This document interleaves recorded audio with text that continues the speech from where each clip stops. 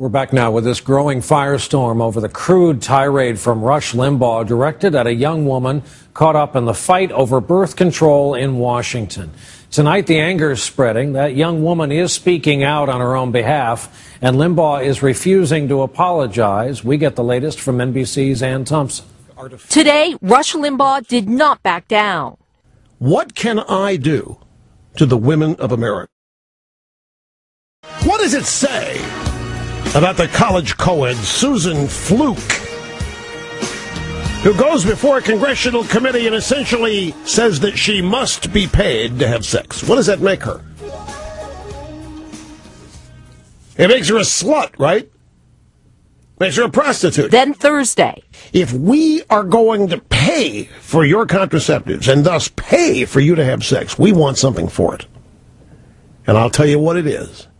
We want you to post the videos online so we can all watch. His comments got women talking. One of Rush Limbaugh's advertisers is no longer willing to be associated with the conservative talk show host. Companies have been under fire to pull ads after Limbaugh viciously attacked a Georgetown law student for her support of women's access to birth control. Limbaugh called Sandra Fluke a, quote, prostitute and a, quote, slut on his radio show. Sleep Train Mattress Centers, that's, by the way, one of the biggest mattress retailers in the country, released this statement, quote, we don't condone negative comments directed towards any group. Well, during his live show today, Limbaugh continued his insults of Sandra Fluke. The woman comes forth with this, frankly, hilarious claim that she's having so much sex, and her buddies with her, that she can't afford it. And not one person says, what did you ever think about maybe backing off the amount of sex that you have? When there is the slightest bit of opposition to this new welfare entitlement being created, then all of a sudden we hate women, we want them barefoot and pregnant in the kitchen, all of these other things. And so that's where we are. Apparently, Sandra Fluke told Obama when he asked her if she's okay, she said that Obama told her that she should tell her parents they should be proud. Okay, I'm butting my lip on that one. The president tells Sandra Fluke, 30-year-old Sandra Fluke, parents should be proud. Okay. We start with the mouth that roared and wouldn't shut up.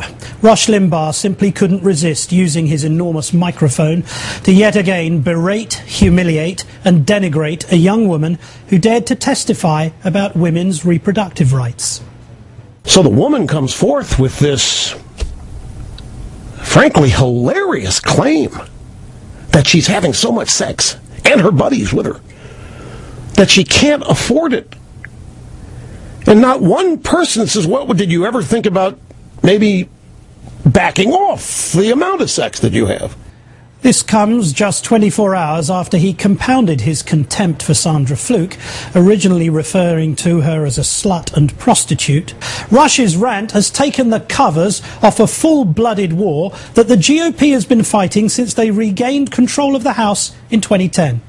They ran behind Tea Party rants about the economy, about bailouts, about deficits, all a red herring. From day one, they had an agenda, and that agenda was to take control of a woman's right to control her own body.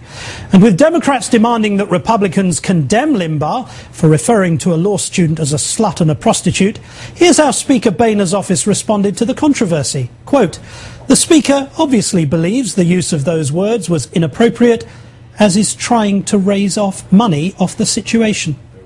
I guess it is tough for Mr. Boehner to fully condemn a man who's often regarded as the Republican Party's public spokesman. Georgetown's president defended Fluke, even though the Catholic University disagrees with her, calling the comments of Limbaugh and others misogynistic, vitriolic, and a misrepresentation of the position of our student. You had wanted to testify. Just before going on MSNBC's Andrea Mitchell Reports, Fluke got a call from President Obama.